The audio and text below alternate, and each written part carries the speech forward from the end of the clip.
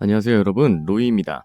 오늘은 현재 많은 XRP 투자자들이 손꼽아 기다리는 현물 ETF에 대해 얘기해 보도록 하겠습니다. 많은 분들이 아시다시피 지난 6월에 캐나다에서 XRP 현물 ETF가 승인됐다는 걸 아실 텐데요. 현재 미국의 셧다운으로 인해 행정이 멈췄지만 대부분의 자산운용사가 신청한 ETF 승인 데드라인이 10월 예정이었던 점, 여기에 세계 최대 자산운용사인 블랙록, 또 미국의 대표은행 뱅크 오브 아메리카, 그리고 리플이 준비 중인 스테이블 코인 RLUSD까지 세 가지 키워드가 한 방향으로 움직이고 있습니다. 오늘은 이 세 가지 키워드가 진짜 금융 시스템 변화의 전조인지 같이 정리해 보도록 하겠습니다. 영상 시작 전 구독자 여러분들에게 100억 트레이더의 투자 비법서 전자책을 무료로 공유드리고 있으니 영상 하단의 더보기란과 고정 댓글 꼭 참고하시길 바랍니다. 6월 중순 캐나다는 세계 최초로 XRP 현물 ETF를 승인했습니다. 퍼포즈 인베스트먼트, 3IQ, 이볼브 세 회사가 같은 날 ETF를 상장했고 첫 주 거래량만 2억 8천만 캐나다 달러에 달했습니다. 원화로 환산하면 약 3천억 수준의 어마어마한 거래량인데요. 이는 비트코인이나 이더리움 ETF의 초기 거래량을 뛰어넘는 규모였습니다. 투자자들의 관심이 단순 투기에서 실제 유틸리티로 이동하고 있다는 신호입니다. 미국에서도 현재 11곳의 자산운용사가 XRP 현물 ETF 승인을 위한 SEC 심사를 기다리고 있고, 블룸버그 애널리스트들은 올해 안에 최소 1개 이상 승인될 확률을 80% 이상으로 보고 있습니다. 만약 승인된다면 XRP가 제도권 금융에 정식으로 편입되는 상징적인 순간이 될 것입니다. 하지만 진짜 핵심은 법적 기반과 인프라의 변화입니다. 7월 미국에서는 지니어스 법안이 통과되었죠. 이 법은 달러 연동 스테이블 코인에 대한 최초의 연방 규제 프레임워크로 모든 스테이블 코인은 100% 유동자산으로 담보되어야 하며 매달 외부 감사를 받고 소비자 보호 기준을 충족해야 한다고 명시합니다. 이로 인해 리플이 준비 중인 스테이블 코인 RLUSD는 더 이상 법적 불확실성 없이 운용될 수 있는 길이 열렸습니다. 즉, 규제가 명확해짐에 따라 채택률이 올라간다는 뜻입니다. RLUSD는 리플의 핵심 기술인 온디맨드 유동성, 즉 ODL의 중심이 될 수 있습니다. ODL은 XRP를 브릿지 자산으로 활용하여 국가 간 송금을 실시간으로 처리하는 시스템입니다. 예를 들어 한쪽 은행이 달러를 RLUSD로 전환해 송금하면 XRP 레저를 통해 몇 초 만에 상대국에서 다시 달러로 바꿔받을 수 있습니다. 기존 은행 시스템에서 하루 이상 걸리던 국제 송금이 단 몇 초 안에 끝나는 것입니다. 이게 바로 스위프트 대체 시스템입니다. XRP 레저는 초당 1,500건의 거래를 처리할 수 있고 수수료는 거의 없으며 ISO 20022 국제금융 메시징을 표준으로 따릅니다.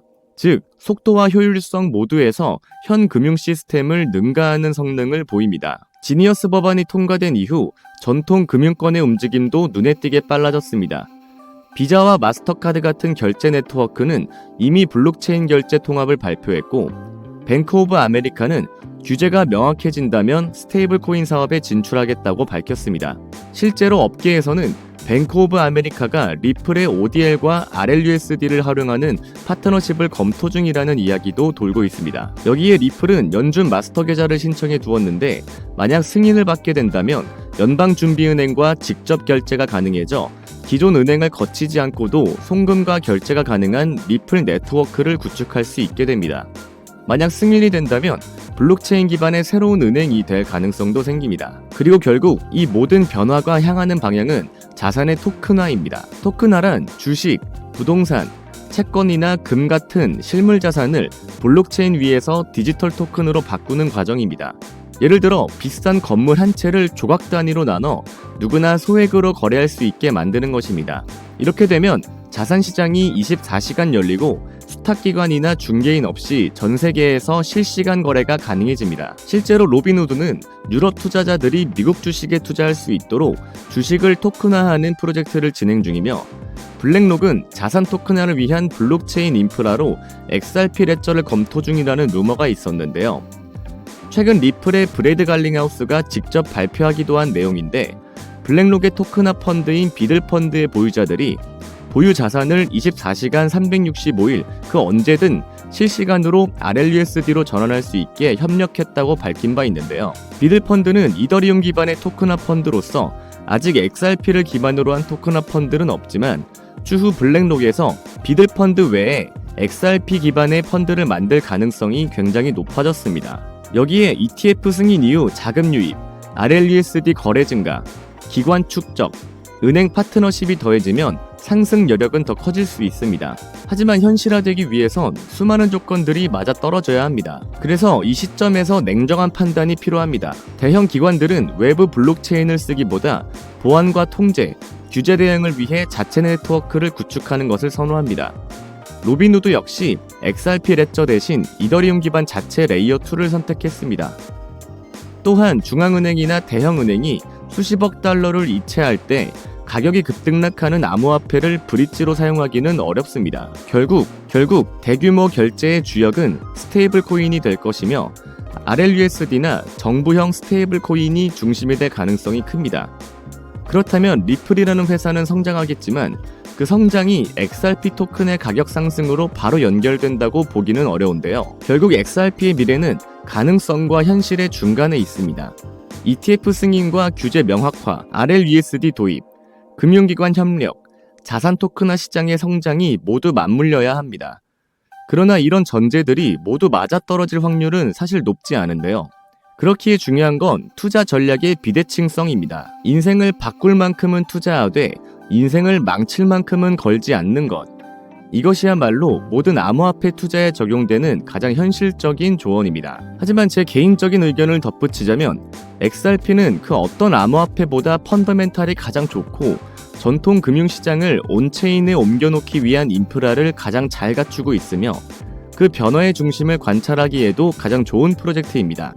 하지만 기대만큼 빠른 현실화는 아직 미지수이긴 한데요. 리플만큼 사업을 열심히 하는 블록체인 기업 또한 없기 때문에 우리 모두가 XRP에 거는 기대가 크지 않나 싶습니다. 오늘의 결론, XRP는 금융 인프라의 혁신을 이끄는 강력한 후보 중 하나이지만 투자는 항상 확률 게임이라는 점을 잊지 말아야 합니다. XRP의 성장, 또 암호화폐 전체의 시장 크기는 우리가 생각하는 속도보다 훨씬 더 빠르게 발전하고 있습니다.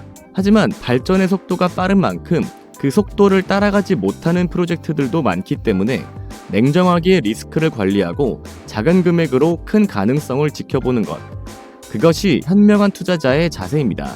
여러분들에게 저 로이가 꾸준하게 현명한 투자하실 수 있도록 매일매일 중요 이슈들을 놓치지 않게 꾸준한 영상으로 찾아뵙도록 할 테니까요.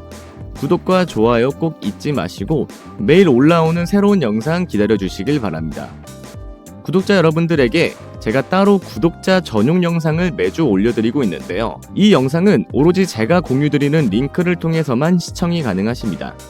구독자분들은 아시겠지만 벌써 23번째 영상인데요.